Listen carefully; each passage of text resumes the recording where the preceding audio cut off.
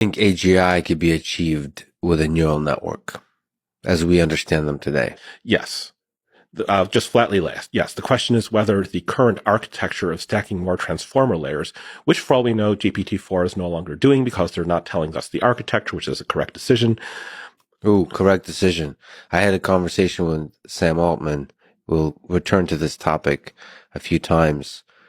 He turned the question to me of how open should OpenAI be about GPT-4? Would you open source the code? He asked me. Because I provided as criticism saying that while I do appreciate transparency, OpenAI could be more open. And he says, we struggle with this question. What would you do? Change their name to Closed AI and sell GPT-4 to business backend applications that don't expose it to consumers and venture capitalists and create a ton of hype and pour a bunch of new funding into the area. But too late now. But don't you think others would do it?